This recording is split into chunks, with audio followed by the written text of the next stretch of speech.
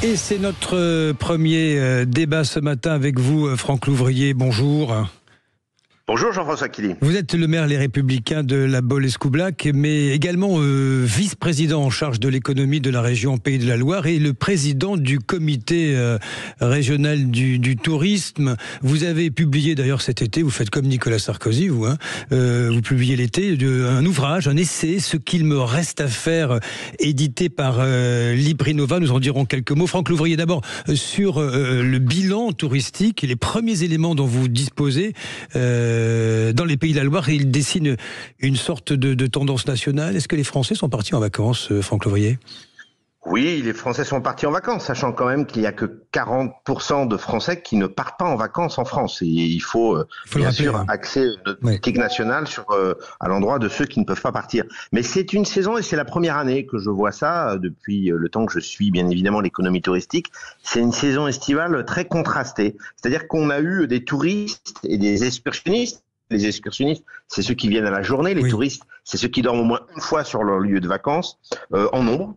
Il est clair qu'on a eu des augmentations, à la fois du fait de la météo qui nous a été cette année très favorable, contrairement à l'année dernière. Il y a eu aussi, bien sûr, un week-end prolongé possible en début de saison. Et puis, il y a eu un fait, et il faut le dire maintenant, il y a eu un effet Jeux olympiques et paralympiques pour la clientèle étrangère. Ça a quand même été une page de publicité formidable l'année dernière pour notre territoire français. Vous dites que les JO ont boosté le tourisme, mais ils sont venus en masse. Mais est-ce qu'ils ont, Franck Louvrier, est-ce qu'ils ont dépensé autant que d'habitude ? C'est ça la question en fait. Vous avez raison. Comme vous le dites, parlons vrai, ils ont eu un comportement consommateur très prudent.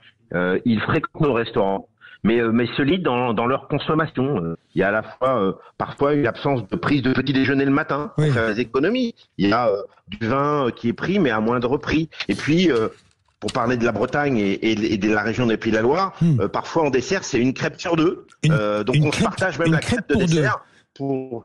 Une crêpe pour deux, voilà. C'est une crêpe pour deux parce que on veut faire des économies. Donc c'est vrai que tout ça est provoqué par un climat politique national et international incertain.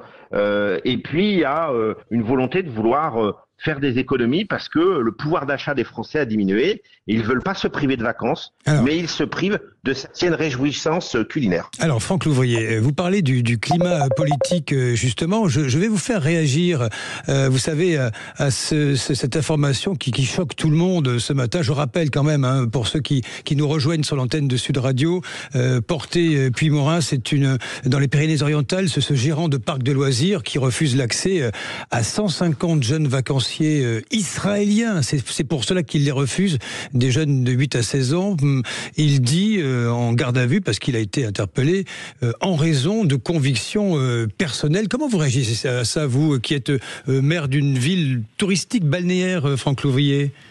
Écoutez, c'est scandaleux et ça, ce n'est qu'un constat malheureux au fur et à mesure du temps qu'il y a une montée de l'antisémitisme sur notre territoire. Refuser des vacanciers parce qu'ils sont israéliens est inadmissible, mais comme il y a quelques jours, le fait que l'arbre qui rendait hommage à cet homme de 23 ans qui a été séquestré et torturé, qui est Ilan Halimi, est aussi épouvantable quand vous imaginez ce qu'a pu être la souffrance de cet homme et que on a souhaité en pleine nuit couper cet arbre qui était un hommage à cet assassinat. Donc je pense qu'il faut bien sûr répondre aux appels. Il faut répondre d'abord à l'appel du président d'honneur de la LICRA. Alain Jakubowicz, oui. Tout à fait. Et je le ferai ce week-end avec Mario Stasi, qui est le président de la LICRA, où nous planterons à la Baule un arbre en présence de la communauté juive, là où elle exerce son culte chaque été, et elle exerce son culte chaque été à l'aumônerie catholique prêtée par la paroisse de la Baule. Vous voyez, dans un esprit tout à fait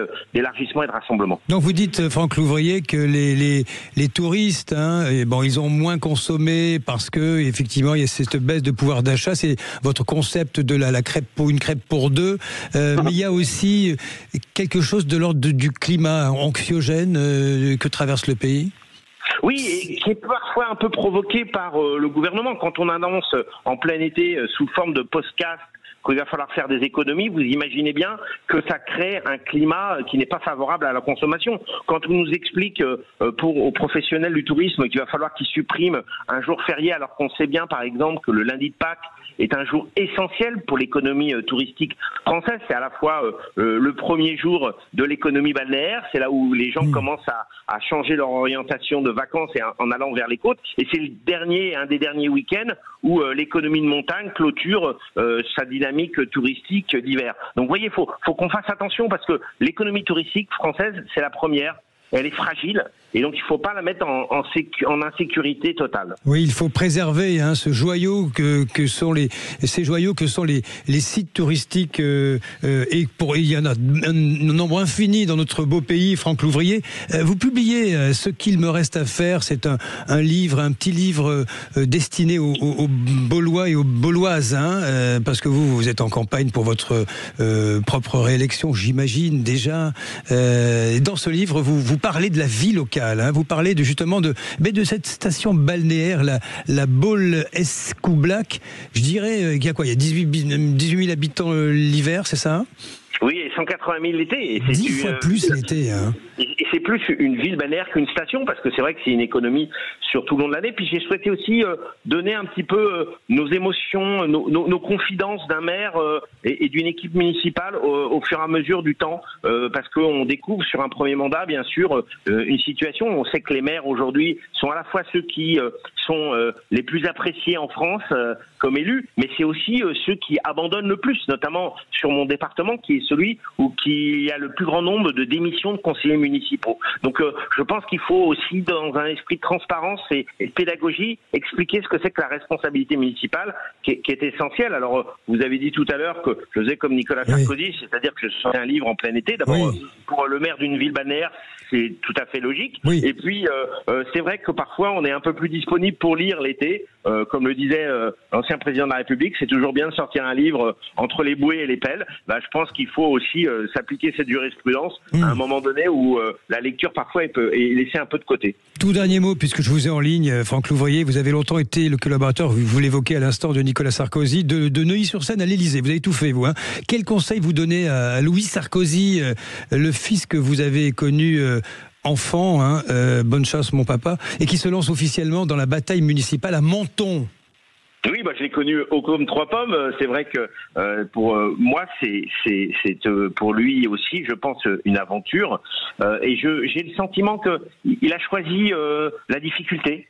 Il n'a pas choisi la facilité. D'abord, il veut aller vers le suffrage, et le suffrage universel, c'est important. Quand on veut faire de la politique, c'est essentiel d'avoir, bien sûr, cette légitimité électorale. Et je pense qu'il incarne parfaitement bien le renouveau et la volonté. Alors après, il y a tout un enjeu d'implantation pour lui qui est fort. Mais vu le tempérament qu'il a, à la fois la fougue et la volonté, je pense qu'il y arrivera. Voilà, c'est dit. Merci à vous, en tous les cas, pour ce premier bilan, si je puis dire, sur la saison touristique en mi-teinte. Franck Louvrier, je rappelle, maire les Républicains de la Baule-Escoublac. Il faut dire les deux. Je sais que vous aimez bien qu'on dise les deux.